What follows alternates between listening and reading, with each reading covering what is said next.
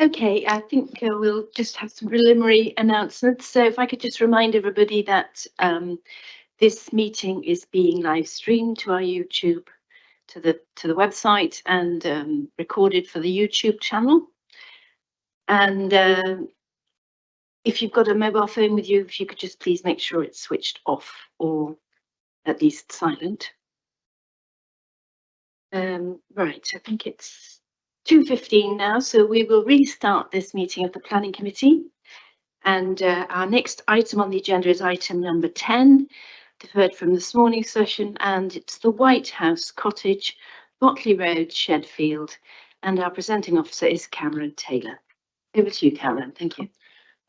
Thank you very much, Chair. So this presentation is for the change of use from a domestic ancillary outbuilding to a separate dwelling at the White House Cottage along Botley Road in Sheffield. Here's the location plan. It's the site outlined by the red, which was the outbuilding previously, the red house, let's say with the blue outline, located to the southeast. The location of the site itself situated between the Red House Cottage and the Red House. Next, we have an aerial photograph of the site outlined in the orange, to sort of show the nature of the area. Followed by the elevational plans, which aren't going to be any changes to the elevations of the building itself. Top left is the front elevation, the bottom left, the rear. The top right is the southeast elevation, which faces towards the Red House itself. And the northwest elevation is that on the bottom right, which faces the Red House Cottage. And then next we have the floor plans, just for orientation. The right-hand elevation is that which goes to the front, which faces Botley Road. The rear, where the mouse cursor currently is the left hand. That which faces the Red House Cottage is on the top, and that which faces the Red House is on the bottom. Next, we have some photos. These are two from across Botley Road itself. For orientations, on the second photo, the house on the left-hand side is the Red House, which the outbuilding was ancillary for, and the right-hand dwelling is the Red House Cottage. Next, we have views towards the rear of the garden itself, with the first photo at the top, then a photo towards the rear elevation in the second photo. First photo in the top left is that looking from Red House Cottage towards the northwest elevation, where you can see the ground floor window as well as the first floor windows. However, these sets of windows themselves are obscure glazed, and the bottom left shows that from the ground floor through to the ground floor glazing, which is obscure glazed. The also recommendations for approval, as the proposal complies with local planning policy as laid out in the report. Thank you very much. Thank you, Cameron. We now turn to public speaking, and we have Councillor David Ogden from the Parish Council. Good afternoon, Councillor Ogden. You will have 3 minutes from when you start speaking. Thank you. Good afternoon. Sheffield Parish Council are amazed that the officer recommended approval. In fact, we're gobsmacked. The premises, now named White House Cottage, was a single story garage serving Red House. The applicant on the purchase of Red House separated and developed the garage without the planning permission and let the unit to tenants.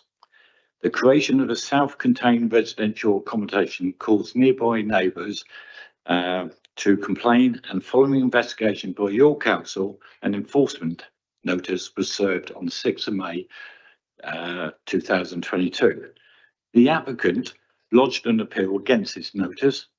Your council submitted a robust statement, and neighbours, ourselves, made representation. On the 1st of March this year, Mr. Thomas Shields, the inspector, allowed the newly formed converted premises to be used as part of the primary residential use of Red House, essentially the annex. But his decision prohibits the use of a separate dwelling. Basically, he says that he varies section 5.1 so that it prohibits the use as a separate dwelling house. That's only a couple of months old. Subsequently, we got the application before us today. Our parish council and residents are aghast at this recommendation, which appears to completely ignore your enforcement department and the inspector's decision. The applicant also replies on Matcha 3. Development and redevelopment consists of infilling of a small site within a continuous developed road frontage may be supported, where this would be a form compatible to the character of the village.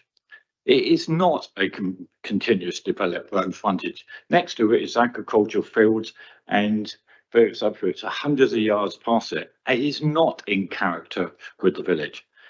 Sheffield Parish Council has highlighted non-continuous developments in this similar applications within our parish. This has been supported by your committee. They have all gone to appeal. All have been refused. I've got them here. These are all recent. One's only last month ago. Please reject this. It will go appeal, but we will win the case along with the others. Otherwise, what's the point having a process unit? You have been supplied by the appeal notices. We did that yesterday. I'm absolutely amazed it's not in the pack. It's literally a couple of months old. It's not even in the officer's pack. There you go. I've got lots and lots of history to it. I can actually say it's not a Victorian building. It goes back to 1780. The applicant said that it was there when he bought it. We proved to the appeal that that wasn't the case. There's literally been falsehood under falsehood, and we've seen through it, and I hope you see through it. Thank you very much. Thank you very much, Councillor Ogden. Members, do we have any questions of clarification? No? Thank you very much. You may return to your seat. Thank you. Thank you. And next we have Jeremy Gardiner, the agent for the applicant.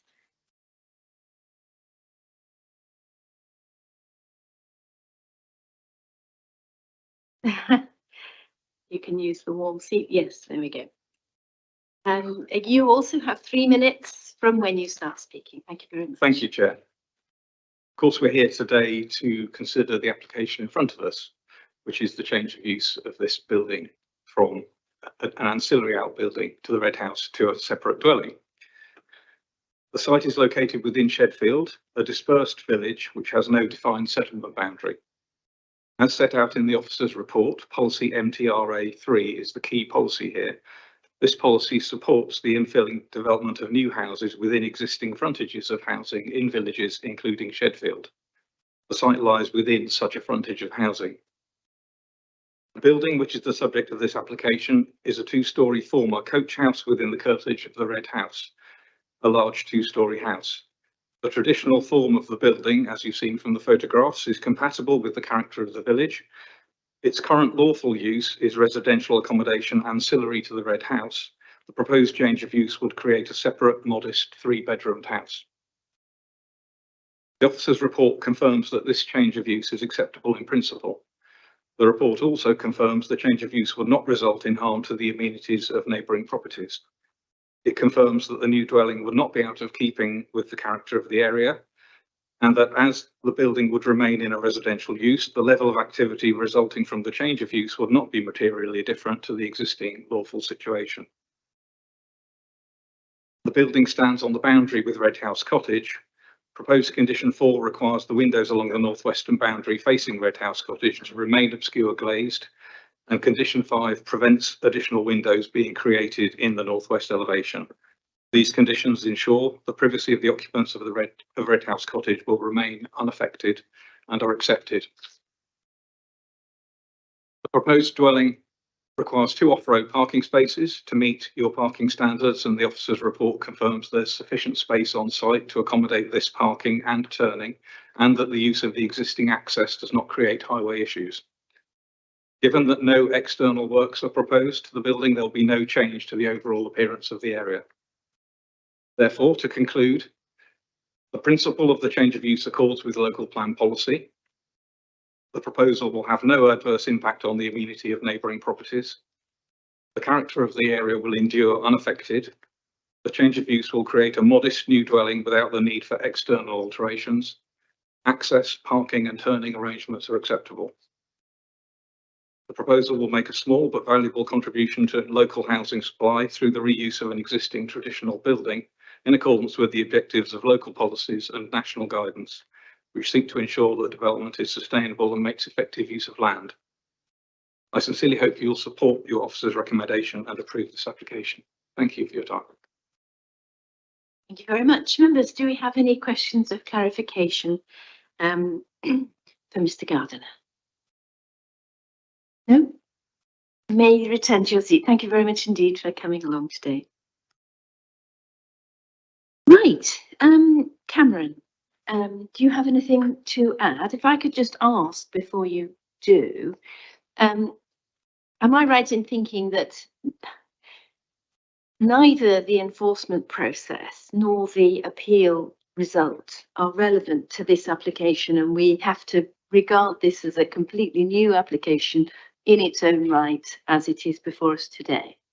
That's correct. The enforcement notice as well as the appeal was basically that just confirmed that the current use of the outbuilding itself as is an ancillary outbuilding in this application is solely for the change of use from that ancillary outbuilding to a separate residential dwelling. Okay. Questions, members? Councillor Laming. Thank you. Carrying on from that point of view, we do have an inspector's report on this particular property. What weight should we give that legally? So I'd like some advice on that, please. Mr. Lucas? Yeah, thank you, Chair, and thank you, Councillor Layman. So I'm looking at the appeal decision, correct me if I'm wrong, Cameron, 1st of March 2023, before the Inspector Thomas Shields. I'm referring to White House Cottage, Botley Road. Now, foremost, you have to realise that when you raise an appeal against an enforcement notice, there are multiple grounds upon which you can appeal. The key one is that planning permission should be given in any event. So if we decide to enforce against something that doesn't have planning permission, one of the grounds is what we call a deemed planning permission. So you say, yes, Mr. or Miss Inspector, we did build this without planning permission, but we're asking you to grant it in any event. In those appeals, the inspector will go through a policy analysis, much like you see our planning officers do. The appeal decision I'm looking at in relation to the White House, as I say, for the 1st of March, the only ground the appellant appealed upon was what we call a ground F appeal. Now, a ground F appeal is very different to what we say is called a deemed consent appeal. Now, ground F appeal says basically that the steps required by the notice to be taken exceed that which is necessary to remedy the breach. So that's an appeal based upon, thank you very much, we've got the enforcement notice, but what you're asking us to do is excessive. The inspector in that appeal only decided that point. He did not, if you like, run through the policy merits because the appellant did not appeal on what we call the deemed consent. So that enforcement notice, yes, bites. It bites upon, because the inspector rejected the appeal, tweaked the notice a little bit, the notice stays on that outbuilding. But as Mr. Taylor's already said to you, that just confirms that it should stay, it should be an outbuilding at that particular point in time. What you've got now is an application to change the use. So we're in a position of, yes, we know it's an outbuilding. Yes, the enforcement notice confirmed that, but because it's a new chapter in the planning history, you look at it on the policy merits. If the appellant did raise what we call a deemed consent appeal, and the policy analysis was conducted by the inspector, and he refused the deemed consent appeal, then this would not be an issue, and you probably wouldn't have an application before you, because one would hope an applicant would see that the inspector dealt with the deemed consent, said it shouldn't be given planning permission. Therefore, you read that and you think, oh, the inspector's given a concluded view about the policy analysis here. So it would be foolish to apply. You don't have that. You have a situation where the inspector only dealt with the notice is excessive. Hence why this is before you today. All right, thank you very much for that. I think we appreciate your comments. Any other questions on the report? Debate. Okay, no debate. We move to the decision then. Can I see all those in favour of supporting the officer recommendation to permit this application?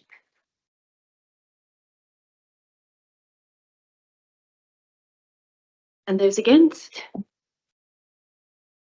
So that application is approved. Thank you.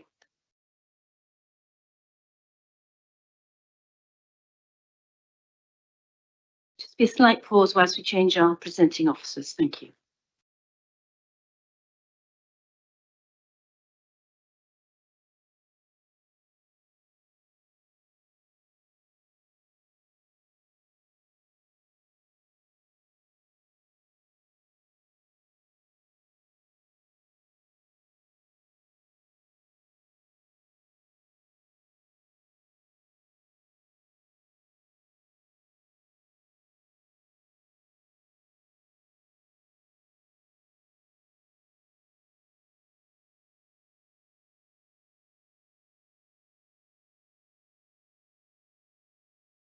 For the next item. So this is item number 12 on your agendas. Land off Coronation Road, Swanmore in Hampshire. And the presenting officer is Liz Young. If you could give us your presentation. Thank you. Thank you, Chair. Just firstly, before I begin, just a small update in relation to the condition numbers. So the final condition in the report should actually be labelled as condition 15 and not 13. This application relates to a proposal to build a detached house, a detached two-storey house, immediately north of Coronation Cottage in the settlement of Swanmore.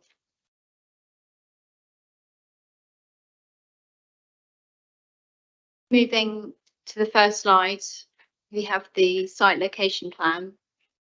The application site is marked by the red line, which you can see at the centre of the page.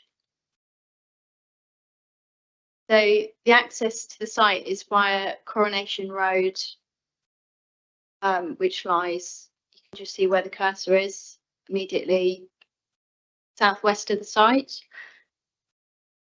It lies within the defined settlement boundary of Swanmore, and immediately northwest of numbers 1 and 2 Coronation Cottages. The existing property, number 1, lies immediately southeast of the application site.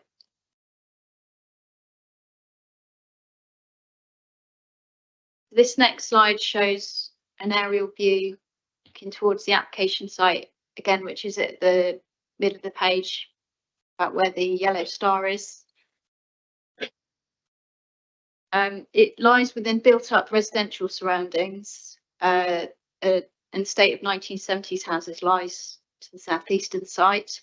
The large area of green space you can see is the local recreation ground.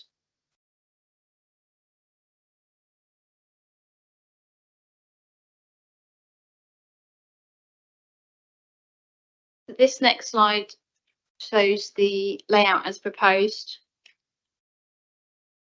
So the existing garage on site would be replaced and the two-storey house would be set slightly forwards in the plot, approximately in line with number 1 Coronation Cottages. 2 off-road parking spaces would be formed to the front of the site. In terms of boundary treatments, the existing front boundary hedge and fence are proposed to be replaced with a fence of a similar design and a native hedge to be planted. There are currently, which you'll see on the photographs in a bit, 4 conifer trees. Where, as you look at the page on the left side boundary, they're proposed to be removed in part and partially replaced with a close bordered fence. The rest of the hedges are proposed to be retained.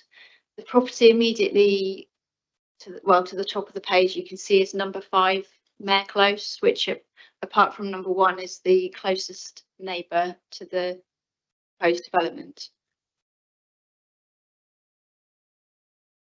Just moving on to the proposed elevations. This shows the elevations as proposed. No windows are proposed to the side elevations, as you can see.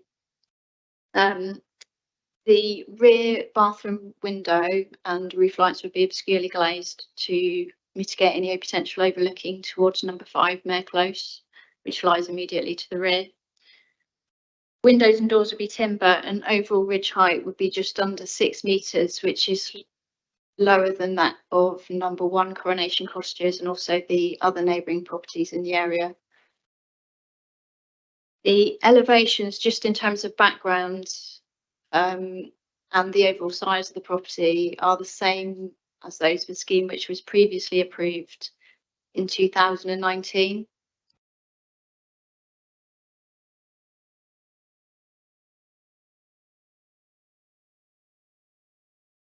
So just moving on from that point, this next slide shows the currently proposed elevations on the left-hand side. And just for comparison, the elevations as approved to the right in the darker shading. The approved scheme, the ridge and eaves height of the approved scheme, as mentioned, are the same as those now proposed, apart from some minor changes to the window design. External facing materials are also the same as those of the previously approved scheme.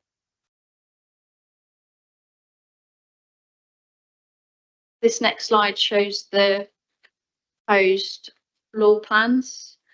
The overall internal floor area would be approximately 90 square metres, consisting of 2 bedrooms based on the floor plan submitted. Again, this is broadly the same as the 2019 consent. This next slide just shows the proposed roof plan. So the proposed house would be a gabled roof line, which is broadly similar to the majority of other properties in the immediate area. Just moving on to the site photos. These first few photos just show the view as you approach the site along Coronation Road. So on the right-hand photo, you can just see numbers 1 and 2 Coronation Cottages. As mentioned, the proposed house would be, just to give you an idea, broadly in line with those 2 properties that you can see there.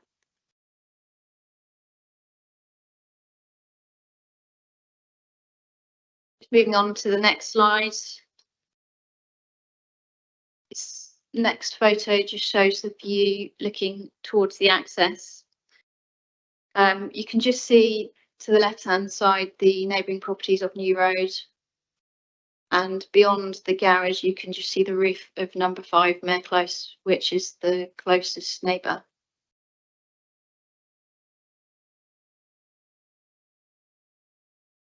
This again just shows the view looking towards the outbuilding, which is proposed to be removed. The 2 off-road parking spaces would be introduced approximately where the existing access is, just to give an idea.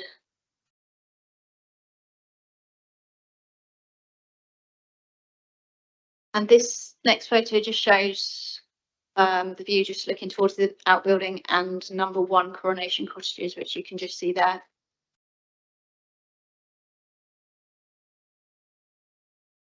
This next view just shows in the foreground you can you can just see the access to the neighbouring property. So the application site is just to the right of this, and then number 1 and 2 Coronation Cottages beyond. The existing conifers you can see on the site boundary, based upon the submitted tree report, are of a relatively low quality. So the first 4 metres back from the road, these are proposed to be removed and replaced with fencing, but that would be part of a wider landscaping scheme, including new hedgerow planting to the front of the site.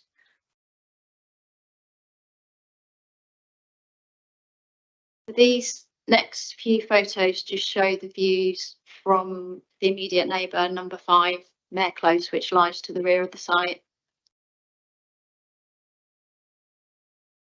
So these views that you can see here are taken from within the rear garden area looking towards the boundary with the application site. So you can just see that just beyond this hedgerow, you can just see the roof of the proposed outbuilding, which is to be removed. Again, these are taken from within the rear garden area of number 5, but just a closer view towards that boundary.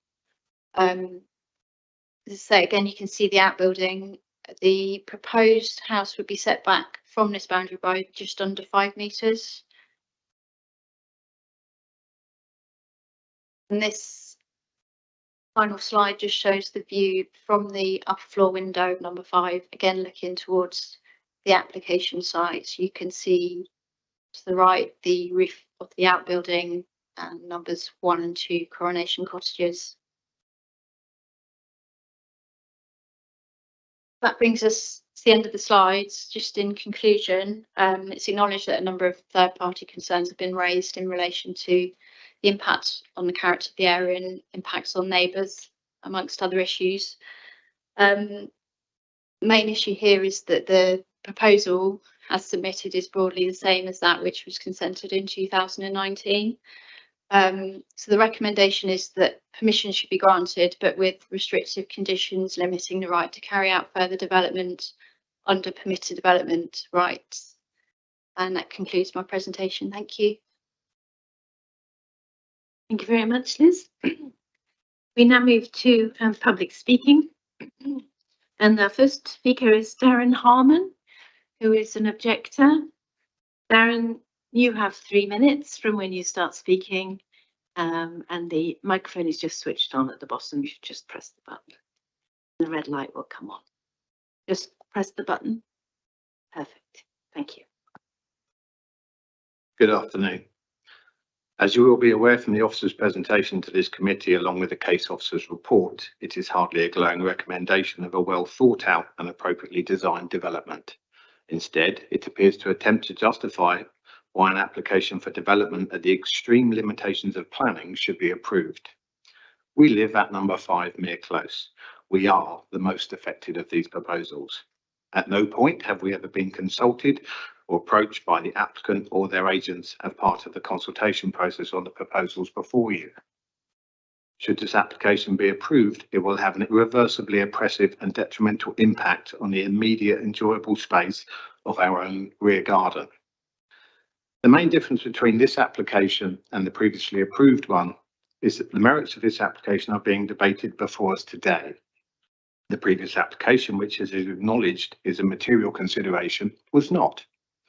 It was approved under delegated powers by an officer who no longer works for this council. Had it been the case whereby it was debated in this chamber, one cannot help but think members may have come to a different conclusion entirely. Just look at the planning history on this site. Apart from the previous application and one for a 2-bedroom property back in 2000, which was allowed on appeal, they have all been refused. Surely this tells you that this site is just too small for a detached 3-bedroom property on a site area that would equate to a density of approximately 40 dwellings per hectare. I do not know of another site in the village of Swanmore at this density. As has been highlighted in the officer's report, this application does not comply with nationally described space standards, whilst it is current policy contained within the NPPF, and the only reason this is not a reason for refusal here is it is not currently a policy within your own local plan for market housing, but is, I understand, for affordable housing. However, it is understood that it will be in your next local plan, an example of inconsistency between local and national policy. There are numerous references to the site currently being used as a garden. Make no mistake, it is not a garden. It is a parking area for the adjoining property where the applicant lives. Planning involves a complex balancing procedure. Should the application before you be permitted, where would this end? And what state would our villages end up in? Homes need to be planned, not crammed. If members of this committee have any doubt about the merits of this application before you, I invite you to defer your decision to hold a subcommittee site visit to view the proposals from our own garden.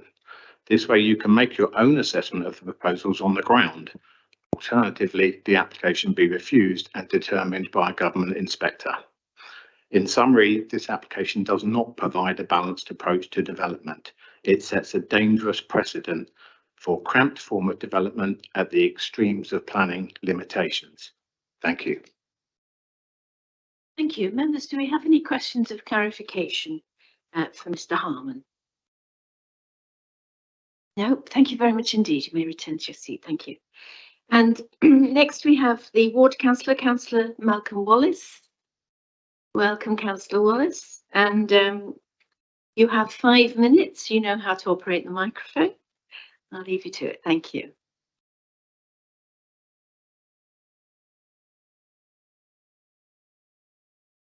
Right, thank you, Chair. Yeah, Mr. Harman's explained the situation well. This is a tiny plot of land. Perhaps I don't know if the figures do it enough justice. It is a tiny plot of land. When I first heard that there was a application for a 3-bedroom house on here, I thought it was a joke. It is really small. The density calculations that Mr. Harman mentioned are quite scary, and the application seems to rely a lot on the fact that it was approved previously. Obviously, I don't know the history of that and why it was approved previously, but if we were looking at this afresh and we saw that size of land, that plot of land, it seems very unlikely that we would accept a 3-bedroom property on that plot. In terms of specifics, policy DM15 states that development should respect the qualities, features and characteristics that contribute to the distinctiveness of the local area. Proposals which are called to the development plan will be permitted where they conserve or enhance the landscape and townscape framework, including the key characteristics identified in local character assessments and adopted design statements. Now, this is important because this application does go against Swanmore's design statement quite clearly. There are two parts of Swanmore's design statement that have been called out in particular. First one is 2.3. When considering new development, in particular an area previously used as a garden, the plot should be protected from overdevelopment and insensitive or inappropriate infilling.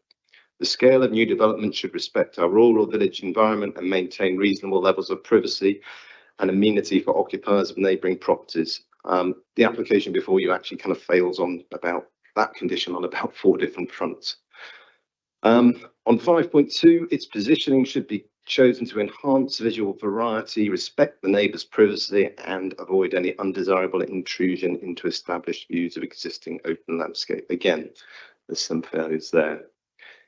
Just to give you an idea of how small it is, we're going to have to reverse out of the driveway. There is no onto the road. It is a private road, but that's just to give you some idea. So the application doesn't follow the principles of Swanmore's village design statement. It's clear the parish council have objected on that basis and described as insensitive and inappropriate infilling. But obviously, it needs it's up to the committee, I guess, to decide from here. Thank you, Councillor Wallace. Thank you. Members, do we have any questions of clarification? Councillor Edwards.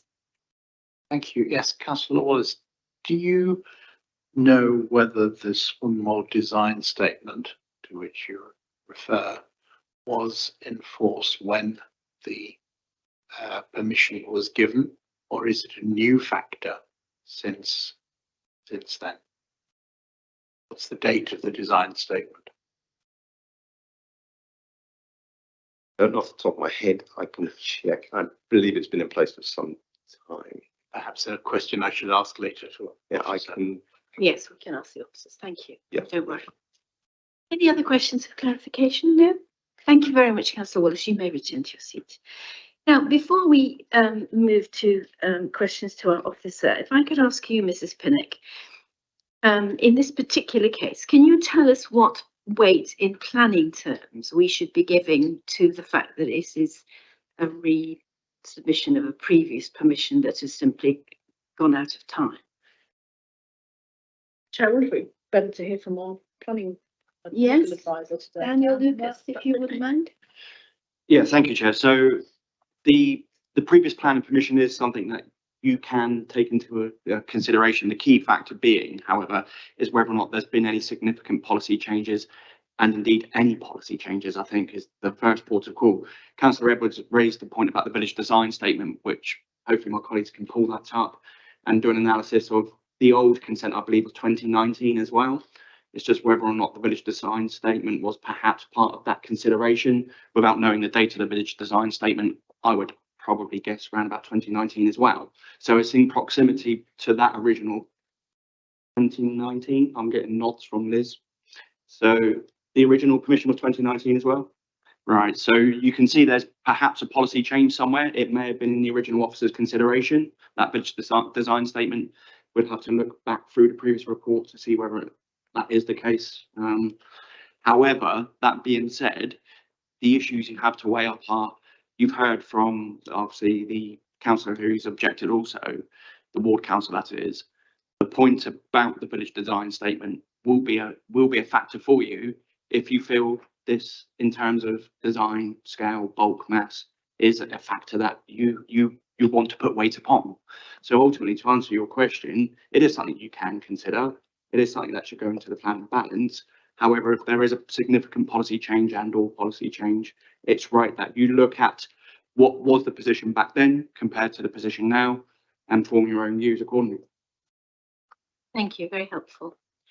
So, Liz, we turn to you. Is there anything you want to add before we come to general members' questions, please, on the report? Not as it stands, not at the minute, thanks. Could I just ask what the plans are not clear? Can you tell me, is this a 2 or a 3-bedroom house that's before us? The floor plan only shows 2 bedrooms, although there would be space to create 3 if they, we wouldn't be able to control that any internal changes to do that. But as it's shown on the plans, it would be 2. And that space would be presumably at the top of the stairs, a sort of study space or something. I mean, this is clearly a just looking at, they've shown it as a sort of landing area, I think, upstairs. Well, there's a door into it, so it can't really be a landing area, can it? Anyway, okay, fine, thank you. Right, members, do we have questions? We'll take questions on the whole report. Councillor Lamy. Is this the same design that was approved in 2019, or is it different in size and area? In terms of size, it's the same. I've measured the floor areas and the heights. The main change is the elevational design. There's a slight change to the rear facing dormer and some small changes of that type, mainly to windows. Liz, I forgot to ask about the very important village design statement. So is that something that's come in since that original permission was given? I've only got the year of the village design statement in front of me at the moment, so I can't guarantee that it would have been, because obviously the date of the permission is 2019 also. It was granted June. Madam Chair, I'll perhaps assist. I've gone to the previous application, so reference 19006964, dated 25th June 2019. The village design statement was June 2019. However, what was considered on the officer's report was High Quality Place of 2015, the Parking Standards of 2009, the Swanmore Village Design Statement of 2001, and also the draft Swanmore Village Design Statement. So it would have been in the officer's mind when he or she formed that assessment, because it says draft Swanmore Village Design Statements. So not only did they take into account the predecessor, but at the forefront of the officer's assessment was the emerging draft Swanmore Village Design Statement. So bearing that in mind, should that increase then the weight that we put on that previous permission or not? It would be something that you can obviously rely upon. It was in the forefront of the officer's mind. It was something they considered. I haven't gone on to read that. It's a 10-page document, but I've only read the first page, and it's right there that it was considered. The actual village design statement of 2001, as well as the emerging draft village design statement of 2019. You could do a quick analysis of what was the difference between 2001 and 2019 as to what the policy was at 2001. And then you could concurrently see whether or not there was a significant step change for this particular area of Swanmore. But without reading the 10-page document now, I'm afraid I can't answer you, but if you bear with me, I'm sure I can read it to see. Okay, all right. But in any event, our current officer's recommendation is that it fits within our current policies and the current village design statement and everything else that we have to take into account. Is that the case, Liz? Oh, yes, yes, Rob. Thank you, Chair. Just a point of clarification there that obviously we had from Mr. Lucas. Just to confirm, in both scenarios, in both the 2019 application where it was considered in draft and in the one today, the officers did consider that it conformed with the village design statement. So there's no assessment of it being contrary to any part of that. So just to clarify that, please.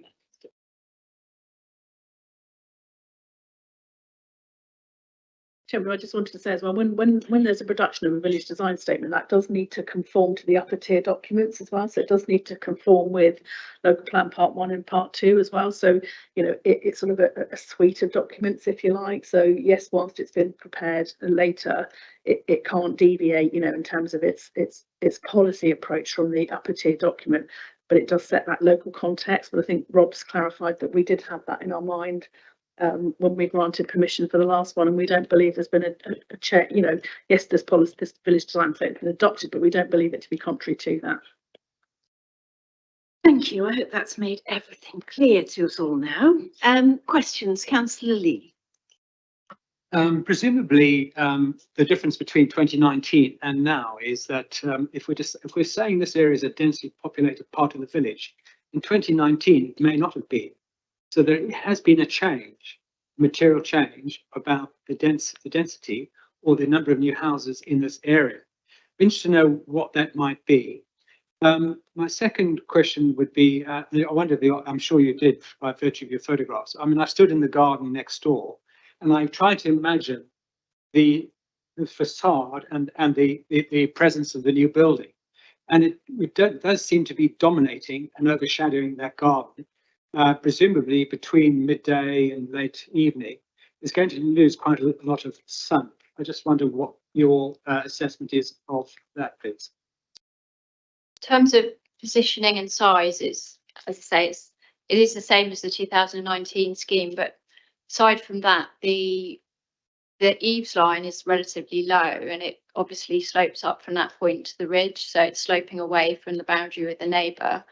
And also that ridge line is just below 6 metres, which is quite a bit lower than the surrounding properties. So that combined with the separation of just under 5 metres is such that the conclusion was that the adverse impact wouldn't be unacceptable because of that. Yeah, question about the density of housing, given that 6 years have passed, 5 years effectively passed, haven't they? Yeah, I mean, the density is part of the overall assessment in terms of whether the proposal would be at odds with the overall density of development in the immediate area.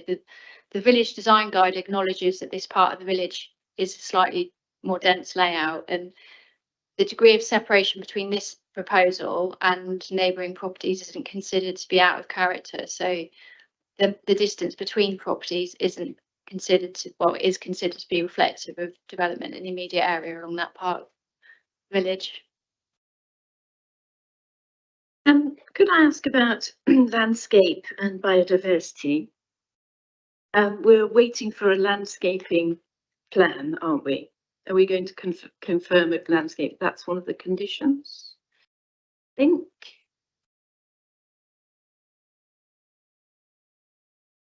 Find the relevant conditions.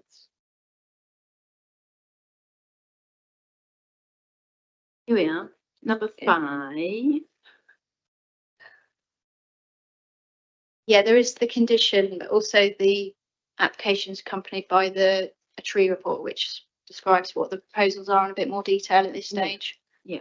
So, could we ask that the landscaping plan includes improvements to biodiversity, and also hedges rather than fences? yeah, we Is can that do. more characterful for this area, but also better for wildlife? Yeah, the tree report proposes hedgerow planting anywhere along that front boundary. Yeah. And it's, to to be a native mix as well, of at least 5 different native species. So Okay, that so probably would that's cover covered. that. And what about bat and bird boxes and that sort of thing? Are we going to be putting that in the landscaping plan? No, Is that- I mean, we could amend that. Can we condition? Chair, if I could, we've added the what's becoming the standard informative, which is informative 10, just to say, in order to promote biodiversity, the applicant is requested to consider, so that will link to the condition that you mentioned. So that'll be in the applicant's mind. Well, that's an informative and not a condition. Can we make it a condition? It is an informative, but it links to the condition. So when we have the submission for condition 5, we'll expect it to So prove we will demonstration with expect to informative see 10. that in the landscaping Yeah, plan and the final correct. details of everything. Okay, good. Thank you. Any more, councillor Leaming? I am concerned about the size of this plot compared to the size of the building. I think that raises 2 questions. One is, what is the distance from the build to the various boundaries?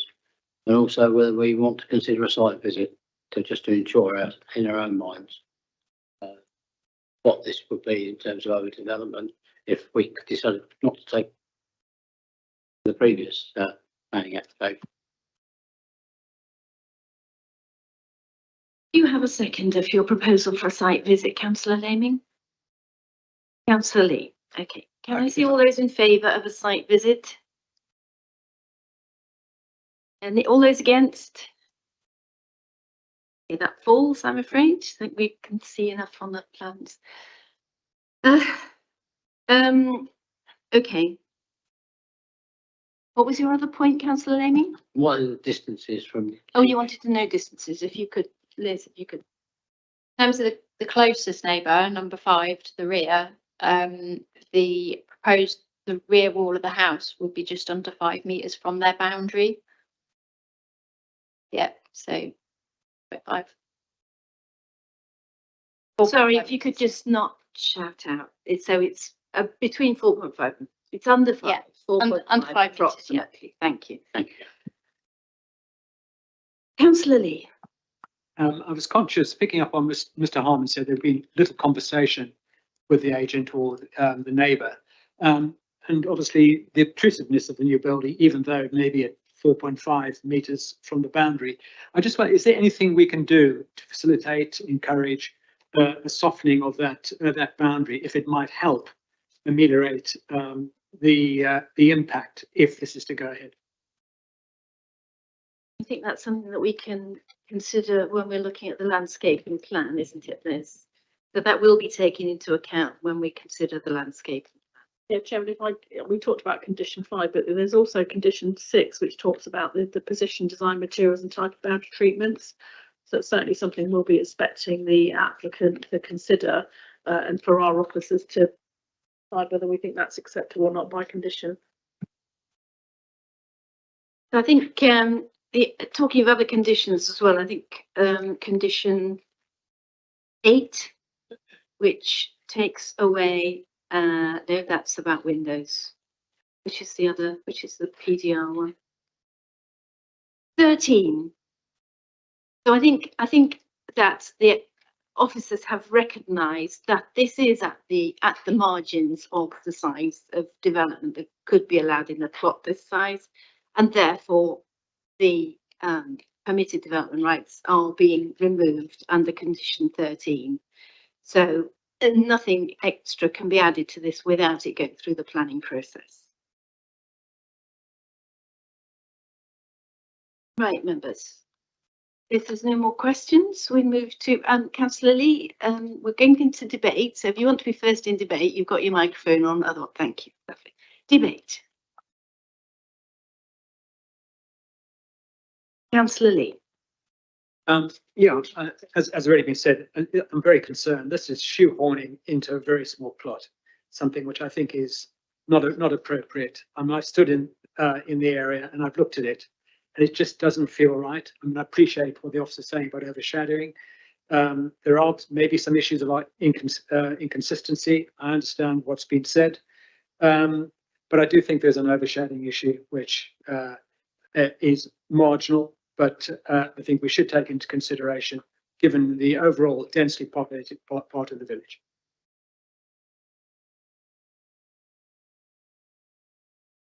Perhaps I could contribute here. I am torn. I do think it is very much at the margins of what is acceptable.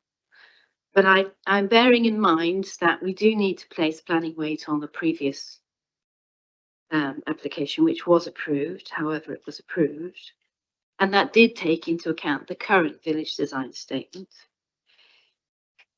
We've taken away through the conditions permitted development. Hopefully we'll agree that there will be significant improvement to hedges, boundaries and so on, and improvements to biodiversity. It is a 2-bedroom house in an area where we are desperately short of smaller homes. And I've seen in my own village places where such developments have been shoehorned into little village streets. And at the time we were very concerned and so on, but actually they've settled in easily and well, and within a village settlement type area, you know, you get changes in density. And actually in time, I'm sure that this will settle in well and become a valuable contribution to the community and to the housing stock. So I'm prepared to accept the officer's recommendation, and I will be supporting this, but I will say that I do think this is absolutely at the boundary of what is acceptable, and I wouldn't want to see anything more closer than this to the boundaries and so on. I think this is at the margins. But I think bearing in mind all those planning considerations that we do have to think about, I'm prepared to support it. So, any more contributions to debate? No? In that case, we will move to the vote. So this application is recommended for approval. Can I see all those in favour of approval? 7, and those against? And no abstentions. So that is approved. Thank you very much indeed. I think we'll take a short break now, a comfort break. We'll return at 3:15. Thank you.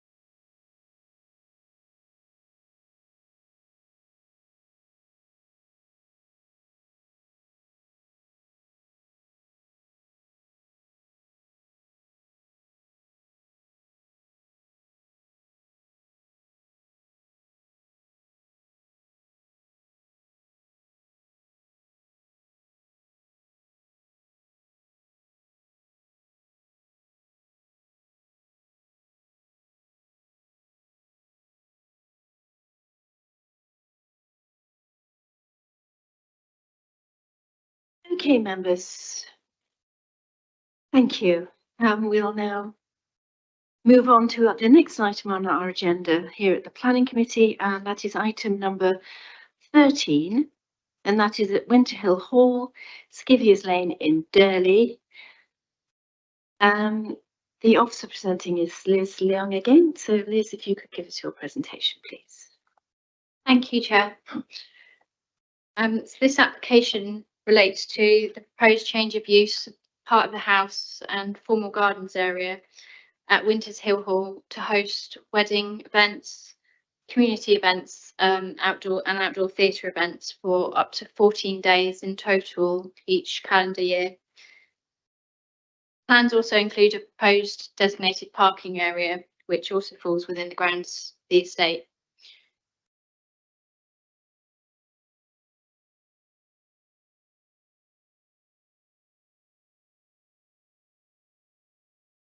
So this first slide just shows an aerial view looking towards the application site, which you can see at the middle of the page where the yellow star is. The red lines are public rights of way, which line the local area. Just in terms of background, the house and the formal gardens, along with the various outbuildings, are an undesignated heritage asset. So the formal garden area is just to the northwest of the house. You can see that area here enclosed by the mature trees. The access to the site is just down approximately in this location here to the southwest of Skiviers Lane. So just moving to the next slide, this is the location plan. This is the only plan which accompanies the application, as no operational development is proposed. The red line just shows the extent of the application site. The green shaded areas that you can see at the top of the two alternative locations proposed for the marquee, and these would be where the outdoor events would also be located. So as I say, it's two alternative marquee locations. Only one would be erected at a time, and these would only be erected for the 4 wedding events which would occur each year. The northern marquee location, that's that one there, is in the formal walled garden area of the house, and this other one here is on the main lawn which lies to the rear of the house. So the area shaded in yellow to the south is the proposed parking area. With the exception of the 2 larger community events, this is the area that would be used for parking for all of the events, apart from those 2 community events. So for the 2 larger events, that's the local church fete and the Waltham Garden show, the parking would take place on the fields within the estate under permitted development rights.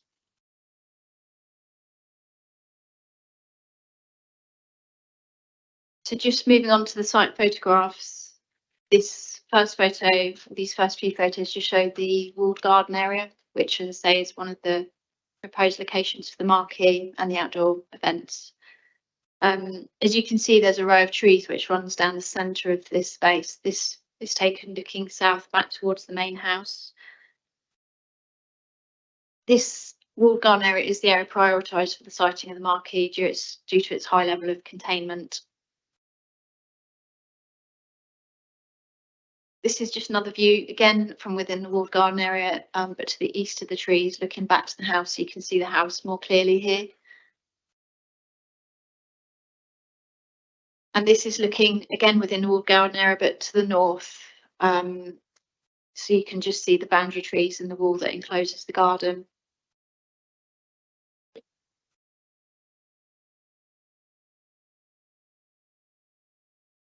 So this next photo shows the second marquee location, which is in the main lawn area, which lies to the rear of the house. As you can see, most of this area is enclosed by mature trees.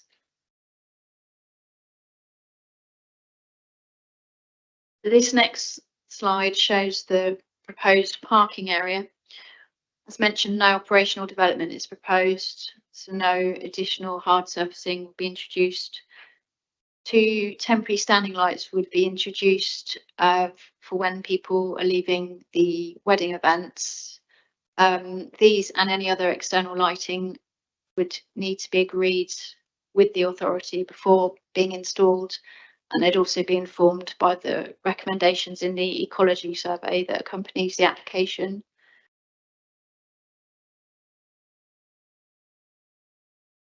This next slide again just shows the parking area, but this one is looking away from the house.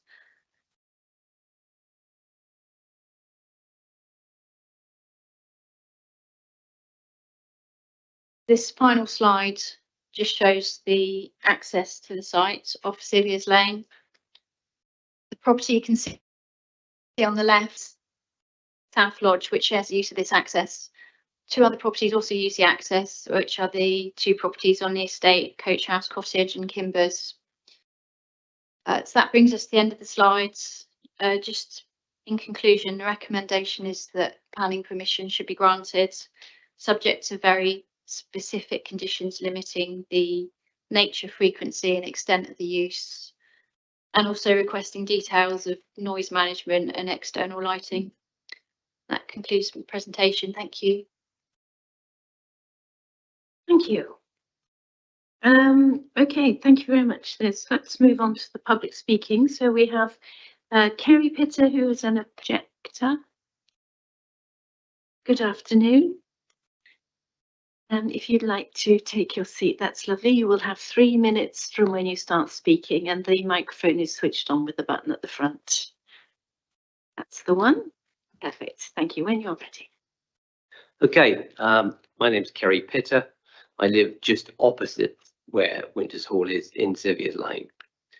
Just to set the scene, the village of Durley is a very quiet rural community, and this change of use application for wedding receptions has already demonstrated a significant increase in noise levels and activity, causing disturbance to local residents. The wedding receptions have a detrimental impact on the quality of life for the neighbouring residents, disturbing the rural character and tranquility of the countryside. Let's not forget, quiet enjoyment is a legal right in residential properties. But the noise levels from the last few weddings have been completely unacceptable. The local residents in Sylvia's Lane moved to this rural position for peace and tranquility. So why, after many years of hard work to reach our goal, must we be subjected to summer weekends of noisy wedding reception music and disc jockey banter? We can hear the music and the DJ with our windows shut. At the previous 2 wedding receptions, the music did finish at 11 p.m, but the car park noises continued for at least another 45 minutes until all of the noisy, drunken guests have departed. Darren Adams, who's with me today, and I have recorded some footage of these events on our phones and sent it through to the case officer as proof. Having done some research, there are already over 200 wedding venues in Hampshire, and over 30 are in a 10-mile radius of Winchester. The proposed wedding events at Winters Hill House do not benefit the local community, nor are they required. As pointed out to the case officer, Hampshire Highways report is flawed regarding speed limits in Sylvia's Lane, and so is the ecology report. For instance, the great crested newts which live in the grounds ponds, the facts listed in the official conservation handbook state that breeding migration starts around February and continues until August. It also states that the newts travel from pond to pond at night, so any wedding events would disturb these creatures from their normal activity. Facts nowhere to be seen in the report. Badgers have also been spotted in the grounds of Park Cottage, which make their way across the fields into the estate. Again, not listed in the report. Evidence has been supplied to the officer and shall be taken into consideration. And finally, residents do not have an objection to the charitable events held at the venue, as they have been for many years, although parking on grassland in inclement weather really needs to be addressed for all future events. Thank you.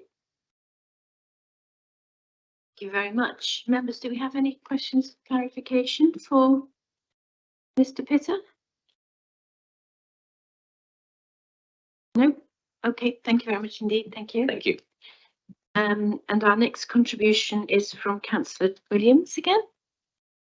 You'd like to come forward. You have 5 minutes up to. And you are a contiguous, is that how you say that? Ward member. So you're in the next door ward, but your residents are impacted by this proposal. So thank you. Yes, no, thank you for sort of clarifying. Obviously, the application is in Upham Parish and Upper Meon Valley. However, the access is in Durley, and the impacts are sort of quite hardly felt in Durley by residents, hence Bishop's Waltham ward. I'm speaking mainly on the topic through a few residents contacting me regarding noise and traffic. That said, I do note the officer's recommendations has conditions attached, which I hope will reassure residents regarding those two topics. Firstly, condition 3 that stipulates a noise management plan that shall be submitted for approval prior to planning approval. From the residents concerned, I would like the committee to sort of further explain for the benefit of those residents the details to what this type of condition entails and how it would tie in with condition 6 to the maximum number of weddings being 4 a year and proposed time constraints on music and closure times. In regards to traffic, this year's garden fair, particularly on the traffic side, there was a 1 hour plus queue to get into the site, which was impacting roads throughout Durley and throughout Bishop's Waltham, leading to, I don't over exaggerate with gridlock, but it was gridlock throughout the town and village. So I also welcome the condition about the traffic management plan in regards to the events as well. I know there is a condition that would alleviate this, say condition 12, so I strongly support that. I also ask as part of the condition on regards to the traffic management plan that the committee asked the applicant to work with transport providers to provide an improved shuttle service from Bishop's Waltham. This did happen this year and in years gone past with the Bishop's Waltham minibus group. However, unfortunately, the minibus service this year was caught in that traffic and had no alternate route, even though there is an alternate route to go through the other end of Skiviers Lane. They were queuing for the hour as well. Finally, I note and welcome condition 2 to create a habitat creation and management plan, especially today when unfortunately the national government has announced plans to delay the eagerly awaited biodiversity net gain target, something I know everyone in the committee was looking forward to coming in this November, to which I think we'll all be disappointed. I hope the committee are able to sort of mitigate those traffic and noise concerns from residents as conditioned and able to explain sort of further the noise management plan and how that will work with directly impacted residents. Very good. Thank you very much, Councillor Williams. Any questions of? Yes, Councillor Gordon-Smith. Sorry, if you could clarify, you said there was a 1 hour queue. Was that people going to a wedding or to the garden fete? And also, might there have been, if it only happened once, was it triggered by some other event, a road accident? No, so it was, I think it was the end of April. It was particularly warm weather and everyone was heading towards the garden fair, in particular with regards to the traffic. The other sort of charitable events, the Durley Church Fete, don't tend to cause that amount of traffic, but you do get the entire population of Bishop's Waltham migrating to Durley for that reason, along with other neighbouring areas like Swanmore, Waltham Chase, etc. So it is a very popular event that does cause a significant amount of traffic from that. So whether the traffic management plan could sort of create a one-way system. I know this year there was a different sort of organisation organising the queue and the parking, but I presume in a traffic management plan that would alleviate some of these concerns and sort of formalise a proper method of reducing this level of traffic. In the past, in the Worthies, when we've had the Worthies Festival, we've used King Alfred buses and they're marvellous. And they've ferried people around and through the villages and into the venue. So perhaps I can suggest them. But yes, absolutely, the management of the traffic is important. Okay, any more questions of clarification for Councillor Williams? No, thank you very much indeed. Thank you. And now we have a supporter, which is Edward Balfour. Welcome, Mr. Balfour. Please take a seat. You will have 3 minutes from when you start speaking, so please take your time and welcome. Thank you. Thank you, Chair. My name is Edward Balfour and I am the applicant. I would like to use this time to focus on what appear to be the two main issues raised by residents of Siviers Lane, the nearest houses to the application site. These two issues relate to traffic and noise. Firstly, traffic. To provide some context here, existing charity events that have operated from the application site for more than 10 years generate approximately 4 times the amount of traffic than just one of the 4 proposed weddings a year. Highways were consulted on this application and have no objection, and subsequent to that response, a nearby resident raised the misreporting of the speed limit of the highway serving the application site and asked that Highways reconsider their response in light of this. Highways duly reconsidered, clarified the matter and maintained no objection.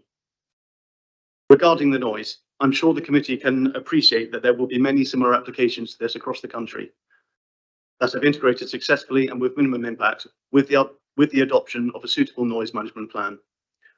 As such, the purpose of this application is to formalise existing events that are held, as well as to allow a limited scope for diversification. I would reiterate that there have been no objections from statutory consultees or the Parish Council. The Council's Environmental Health Officer has recommended matters relating to noise be addressed by way of a noise management plan, and the Planning Officer has incorporated this recommendation in Condition 3 that requires the Council to approve a noise management plan. We welcome this approach in formalising existing and future events at Winters Hill, along with the other provision conditions set out.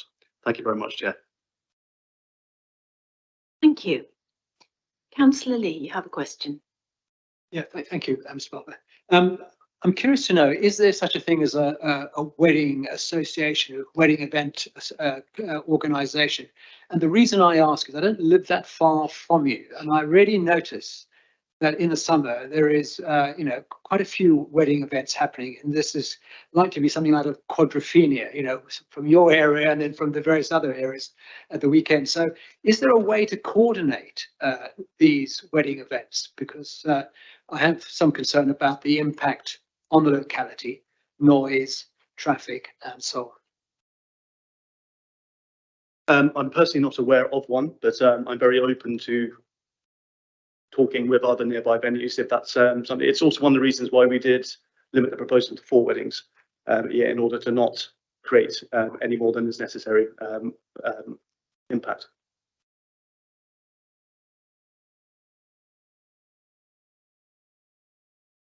Can I ask about the newts? So they breed in that pond, which is sort of in the middle of the car parking area. Is that right? So there were 2 locations where newts were found. One is in the blue circle to the lower left of the yellow area of the map, and the other one is there is a semicircle of blue just on the left-hand side of the yellow map. So there are 2 ponds. Right. Traces of newt were found in both. However, as set out in the ecological report, we've already started. The blue circle has already been fenced. We're going to attach a hedge going to the nearest tree line to create a highway for them.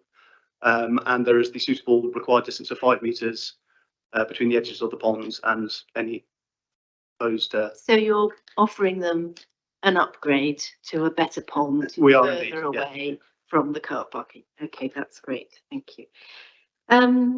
And the open theatre, I assume, is in the walled garden. Is that right? No, the open theatre is actually on the main lawn. We currently only do one of those a year, which is actually one of our community events. But we would like to explore the possibility of doing a couple more. But the finish time of those is normally around 9 o'clock, and I don't think there is much of a local impact in terms of noise. Okay. And the trees in the walled garden, are they remaining? Are they what, sorry? the trees in the wall, the ones that They are in the remaining. middle? Yes, they are. They're actually structured around, they're part of the old kitchen garden. So they're structured apple trees that go across metal trellises. So would they be inside the marquee? They would be outside the marquee. They'd be outside the marquee. Okay, right. Thank you. Thank you very much. Any more questions for the applicant? No. Thank you very much, Mr. Balfour. You may return to your seat. Thank you. Liz, any further contributions before we ask general questions? Thank you, Chair. No, thank you. Members? Questions on the whole report? Neil? Councillor Chair, in fact. Councillor Bolton. Can I mention one thing that escaped me at the start of this, which was, of course, to say I have neither a pecuniary nor prejudicial nor any other interest, but I am the ward councillor of Upper Meon Valley. And when I saw the address of Durley, I thought, no, I know where that lives. But of course, our boundary gets very, very confused around that area. So I just thought I'd better mention that. But you haven't discussed this application or made Not a word, any no, no. no. Perfect, thank you. Okay, so I've got questions about noise and shuttle services. So can we put into the travel plan a requirement for some sort of shuttle service, or is that something that we just are able to encourage? There is a line in there about minimising vehicle movements, so it could potentially fall within that. You're happy with that? And noise? I mean, I know from our local festival that, you know, that's only once a year, and I know it can be very intrusive to neighbouring houses. 4 times a year to have a lot of loud music until 11 o'clock might be too much. Can you just tell me what we're expecting them to do to mitigate this? Well, ultimately, the Environmental Protection Officer would sort of steer that, but the applicant has helpfully provided some initial points which I've made a note of, which include decibel recording and monitoring, prioritising the walled garden area, which has a sort of better means to manage noise spreading from the site. Supervision of guest departure, controls on volume and base, locating the taxi pickup so that it's by the house, not near residential properties, and also some noise limiting technology. So I think that was I mean, in my experience, the trouble is that the noise gets worse the later it is. So, I mean, I don't know whether we can specify the decibels by which it should not go any higher than, particularly sort of after 10 p.m. Yeah, I mean, the Environmental Protection Officer would probably have a say on that, I should imagine. So ultimately, it would be down to their advice. Okay. All right. Thank you. Councillor Lee. I wonder if I go back to my cumulative effects concerns about noise, because I have experienced, as I say, in this area, a number of events happening at the same time concurrently. And as you've rightly just said, the still conditions at that particular time of the year mean that this stuff drifts really quite far. So really what I'm trying to understand, if this is given the go-ahead, what does this mean in terms of when these events are held?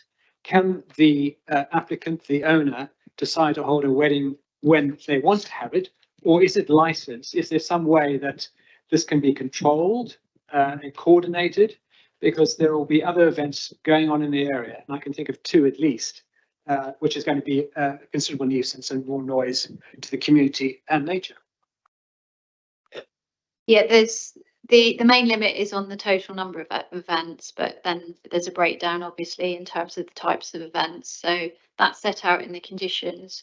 I mean, on the noise point, I think the main point where environmental protection are coming from is that the overall number of 14 each calendar year is such a low frequency that they don't consider there to be reasonable grounds to object. But also having regard to that, but also the permitted development fallback position, and that permission wouldn't be needed to undertake various uses outside the main garden area on other parts of the estate because of the way the permit development rights are worded. And that would potentially have, well, wouldn't be subject to the same controls in terms of the conditions we're recommending for this consent. If I may, so there's no way through licensing or any other mechanism that we can control and coordinate across Meon Valley and its hinterland. But licensing would be a separate Yeah, control. Yeah. So there's no way That that would we sit can. outside of this. No, I appreciate that's planning. Yeah. I'm just asking a sort of That is, I mean, that is something that we could raise with licensing actually, because they, you know, all these events will need a temporary license, won't they? I mean, I'm not suggesting it's part of this planning application, but as a side issue, we could raise with licensing as members that, you know, we are concerned about the cumulative effect of these events in this particular area. Perhaps Councillor Williams could take it up himself as the concerned councillor. Yes, I think, and in fact, the applicant has said that he will do his best to liaise with nearby venues and make sure that that doesn't happen, or that is minimised. Yeah, I mean, it's if you live right next to it, it's not going to be ideal, is it? Whatever happens, to be fair. Okay, any more questions for our officer? No, debate. Oh, Robert, would you like to say Thank you, Chair. Just before we move on to debates, we have an ecological impact assessment which contains a number of recommendations. It's mentioned in a few conditions, but I would also recommend adding a further condition, just as an all-encompassing, all the requirements and mitigation outlined in the report must be adhered to, something simple along those lines, just for the avoidance of doubt. Thank you. Perfect. I think we all agree to an extra condition to avoid doubt. Perfect. Okay, debate. Well, I'm going to say something. Not much. I very much understand the concerns of near neighbours, but I do think that this is a great opportunity for the community to use this wonderful venue, and that they're generous enough to hold a couple of charity events there. There are lots of conditions in this planning application which do consider and mitigate and do as much as is possible to take into account the travel aspects, the noise aspects, the environmental, ecological impacts. So I'm content that as much as can be done is being done. And in terms of our local plan, we do support and encourage this sort of small development of opportunity within the countryside. You know, it's good for the local economy, and it's good that we support these initiatives and these local small businesses effectively to offer up their wonderful facilities at great cost for weddings, but also for local community events and charities and so on. So I think that given the very strong conditions that are in this planning application and the goodwill of the applicant, I hope that we will mitigate the problems that inevitably will come about, but I think they will be minimised. So with that in mind, and if there's no other contribution to debate, this application is recommended for approval. Can I see all those in favour with the amended conditions and everything? I think that's all members, yes. Thank you very much indeed. We'll have a few minutes whilst we change over back to Cameron Taylor for the final item on our agendas. Thank you.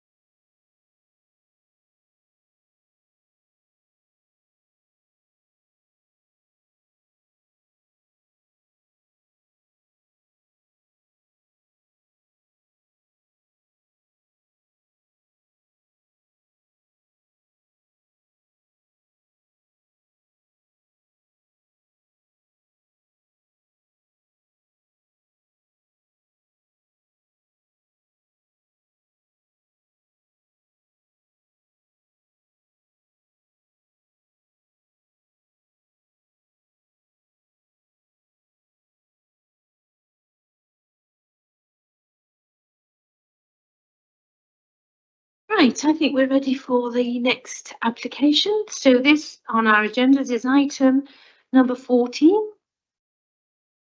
And this is a revised application for a replacement dwelling previously approved on the 28th of October 22 with design and access improvements, and it's at St Michael's on Hambledon Road in Denmead, Waterlooville. And our presenting officer is Cameron Taylor. Welcome back, Cameron. You're not Liz Young, although it says that's still in front of you. This throws me. Cameron, excellent. If you'd like to give us your presentation, please. Thank you very much, Chair. Before I do my presentation, I'd just like to note there's an error on page 239 under the Ecology and Biodiversity section, paragraph 2, where it notes condition 11. However, there is no condition 11. That is actually under condition 10. I just noticed that. Thank you. So, yes, this presentation is for a revised application for replacement dwelling at St Michael's on Hambledon Road. It's a with design and access improvements. Here at the location plan, the site outlined in red. There's a business park located to the northwest and some residential dwellings located to the southeast. So here we have the site plan, with the left-hand plan being what was approved previously, and the right-hand one being is the proposed plan for this application. Give an aerial photograph of the site marked by the yellow triangle. As again, with the business park located to the northwest and the residential dwellings located to the southeast. Followed by the existing front elevation of the bungalow, which has since been demolished. And here we have the approved, which is the top elevation drawing, and the proposed, which is the bottom.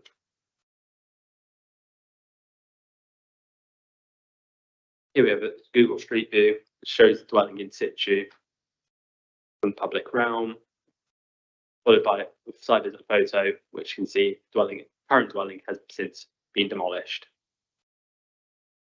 Followed by another photo just showing the wider view. There's a business park on the left-hand side of the photo and the neighbouring residential dwelling located to the right. Here is the existing rear elevation of the now no longer there dwelling, followed by the approved and proposed. Again, the top is the approved and the bottom is the proposed. There a photo just from within the access, looking towards the rear of the site, followed by the northwest elevation of the existing bungalow, followed by the approved and proposed. I'll just note on the proposed, the red outline is that showing where the relation the garage will be in relation to the dwelling itself, followed by a photo towards the northeast boundary, which is towards the business park, followed by the southeast elevation of the bungalow with the approved and proposed. I'll just note where the tree is on the bottom, that is where the front of the dwelling actually is. Followed by a photo looking towards the southeast boundary, which is towards the neighbouring residential dwelling. Here we have the existing floor plans, bungalow which had existing bedrooms in the roof. Followed by the approved and proposed ground floor plans, the approved being the left-hand plans and the proposed being the right. Followed by the approved and proposed first floor plans, again the approved left and the proposed being on the right-hand side. That concludes the presentation with the officer's recommendation being for approval. Thank you. Thank you very much. There's no sign there of any indicative landscape plan. I know we've conditioned to see one. Anyway, we'll come to that. Right, let's have some public speaking now, and our Parish Council representative, Kevin Andrioli. Kevin, welcome again. You have 3 minutes and the timer will start when you start speaking. Don't forget. Thank you, Chair. Good afternoon, members. I would like to point out an error in the officer's report. One of the previous applications for this site, 22004674, which the officer correctly reports as having been withdrawn, was prior to its withdrawal, strongly objected to by Denmead Parish Council, as it was for the demolition of the original bungalow on the site, and for it to be replaced with 2 dwellings. Denmead Parish Council strongly objected to this, as this replacement of a single building in the Denmead designated gap with 2. We also objected to the removal of some of the old hedgerow on the boundary of the site with Hambledon Road to make a new entrance. Prior to any decision being made, the application was withdrawn. Application 220172 full was for a single building on the site comprising a new dwelling with attached garage utilising the current perfectly adequate site entrance. Denmead Parish Council did not object to this application, as it was for a single replacement building in keeping with the other dwellings in the Ribbon development on that part of Hambledon Road. We are now faced with an application which yet again proposes 2 buildings on the site. One is a 4-bedroom dwelling house and the other a 2-storey double garage. Our objection is that this is an additional building in the designated gap and should be rejected for that reason alone. We also strongly object to the proposal to remove some of the long existing hedgerow to make a new entrance off Hambledon Road when, as I've already said, the approved plans successfully use the existing entrance. This site has already had every scrap of vegetation removed, excepting the hedgerow on the road boundary. This hedgerow should be preserved as a wildlife habitat and corridor. Given the nature emergency declared only last week by the full Winchester City Council, I urge you to reject this unnecessary removal of hedgerow. One of our expressed concerns regarding the garage was that it can be converted to accommodation in the future. The officer offers condition 4 to mitigate this possibility. In the last few months, this committee, despite our representations, has agreed to 2 planning applications on garages, which only 3 years ago had the same condition applied to them. If you agree to this application, you will be agreeing to an extra dwelling in the designated gap. Thank you. Thank you very much. And I understand why you're saying what you're saying. Okay, questions, members, of clarification? Councillor Lee. Yeah, thank you for that. So yes, it looks like the site's been scraped and left some hedgerows around the edges or whatever. Can you say what was on there before in terms of vegetation? It's quite a few years since I visited the elderly couple who used to live in the bungalow, but they had a very nice garden and grew their own vegetables, etc. They are unfortunately long gone, and the bungalow, I don't think anybody would object to the bungalow being removed because it was rather old and dilapidated, but yeah, the whole site was scraped.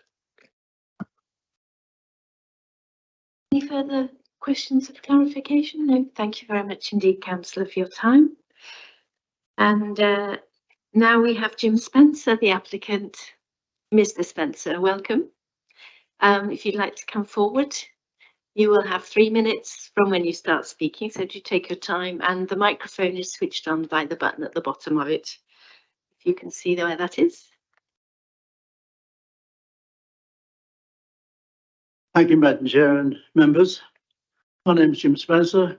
I'm the applicant, agent and future occupier of this property, and appreciate this opportunity to speak. Please bear in mind this application submitted last May is essentially an amendment to that approved in August.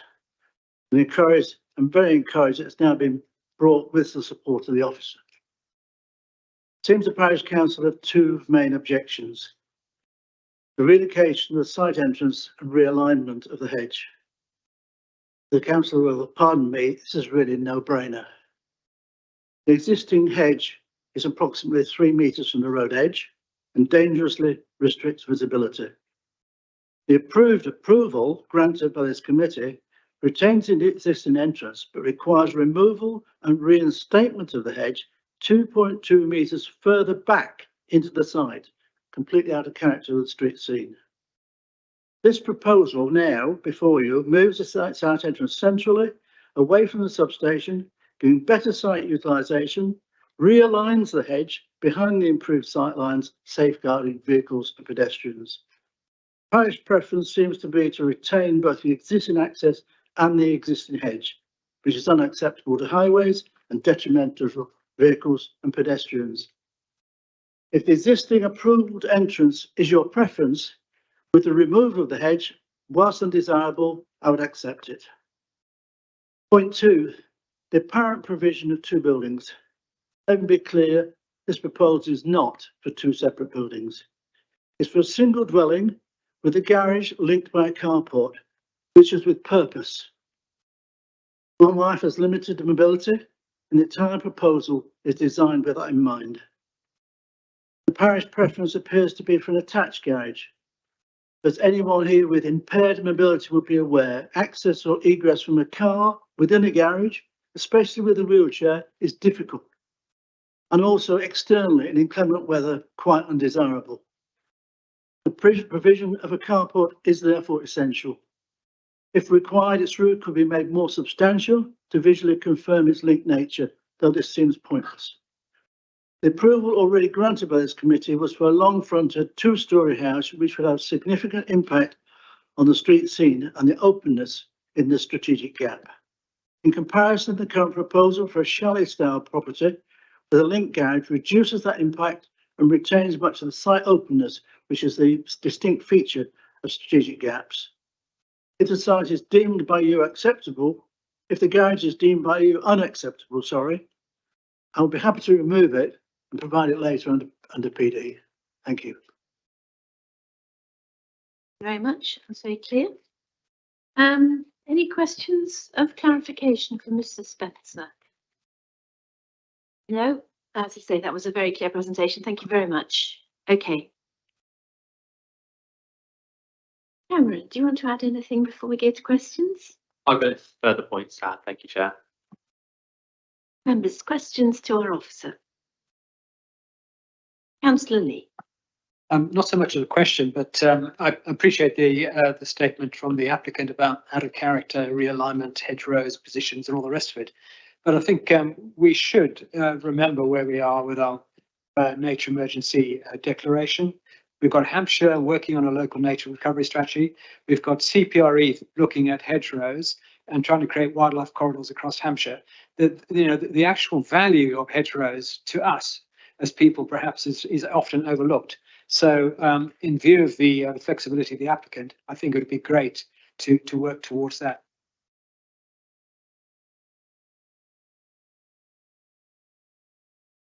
Okay, thank you, Councillor Lee. Cameron, what is the state of the existing hedgerow? Can you just show us a photograph? So these were the photos which I took a few weeks back when I went to get the photos for the presentation. And there aren't any other hedgerows remaining on the site, are there? No, from when I was on site, I believe all of them from the sides and to the rear have since been removed, as well as the other vegetation within the site itself. Okay, so we have a condition 10, don't we? So is it possible to beef that up so that, or I mean, or can you tell me that these things will be included?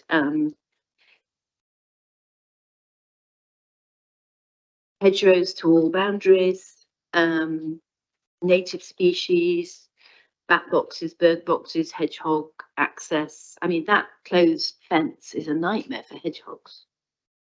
Can we guarantee that all that will be in this landscaping plan that is going to come forward?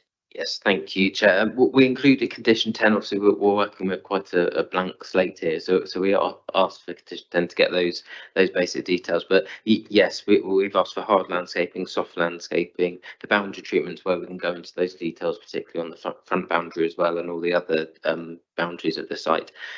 We've also included biodiversity enhancement measures in the condition because we are working from that blank slate. So yes, it is included in that condition.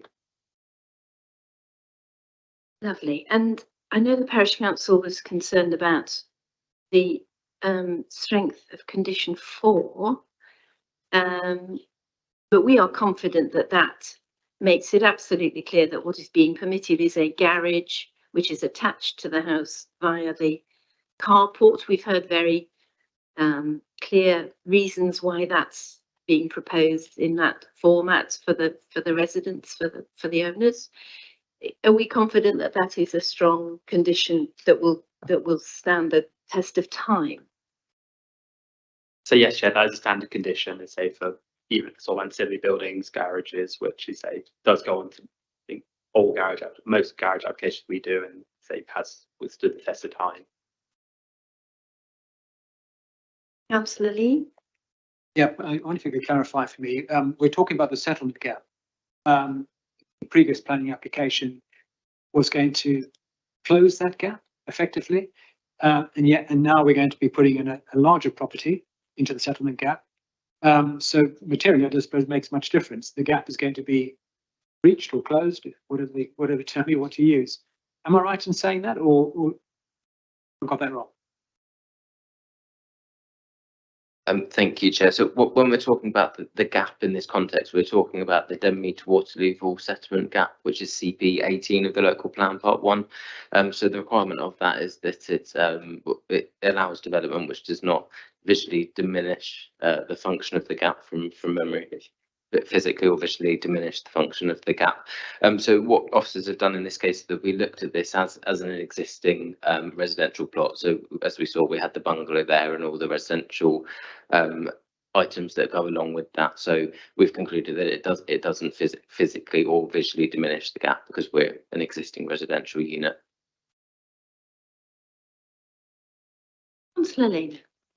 Can we condition that the fence is not a fence, is a proper native hedge all the way around?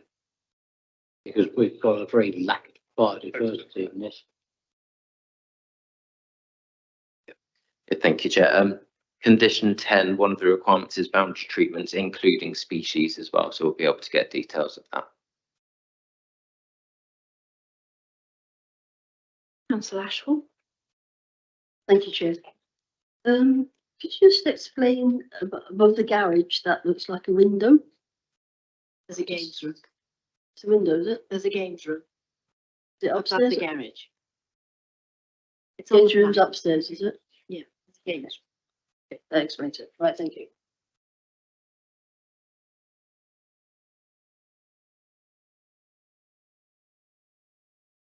It's a games room on the plans. I've read it. I read it in the thing. It's in the report. Okay. If there are no more questions, members, we will move to debate.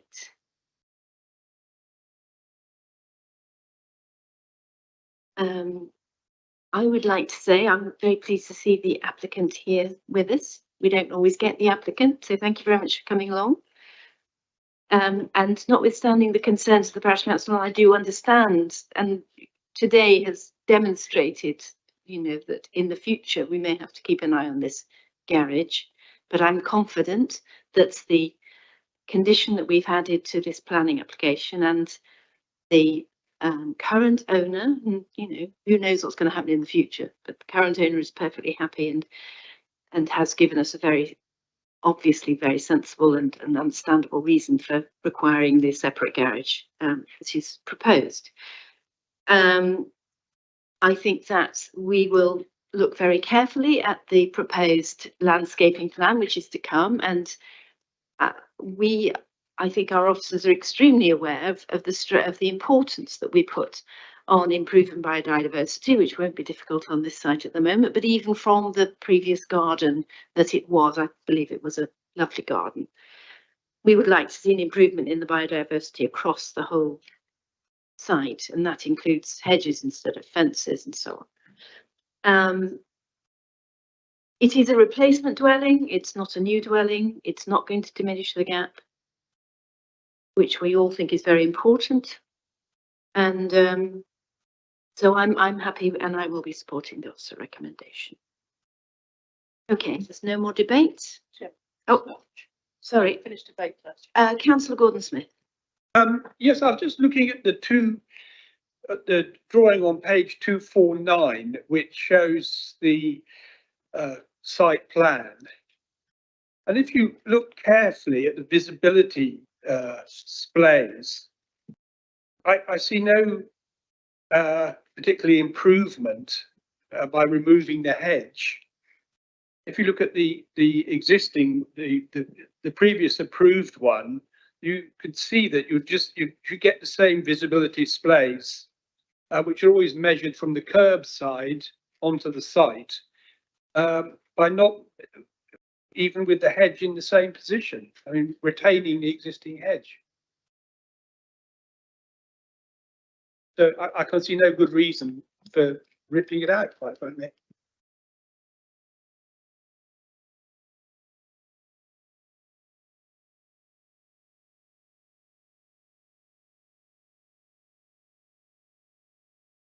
Sorry, we're just considering the role of the officers in this decision.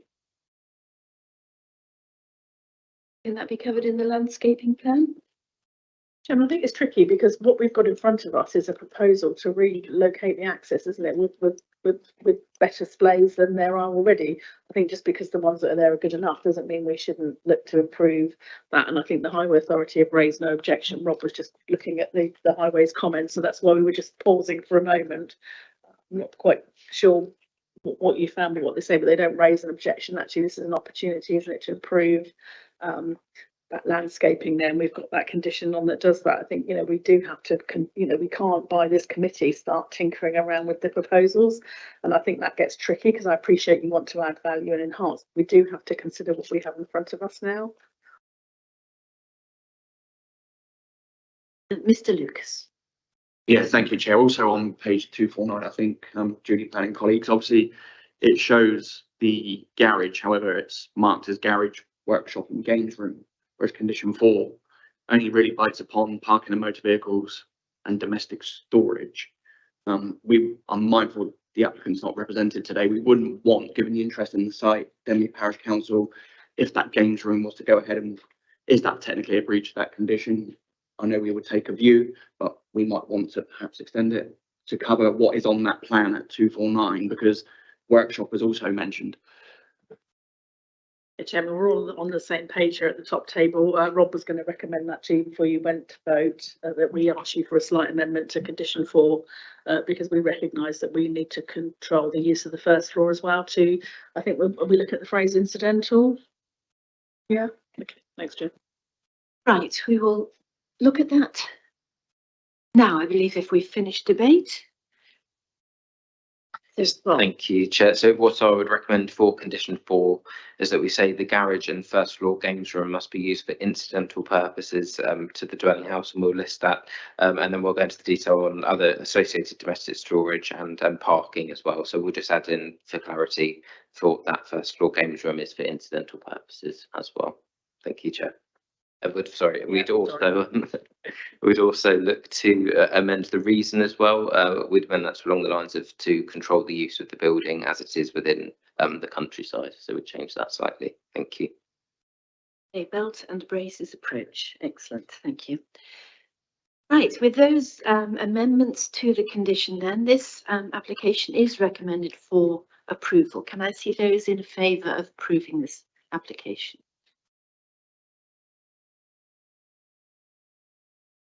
And those against? And those who are abstaining? Councillor Lim, you didn't vote.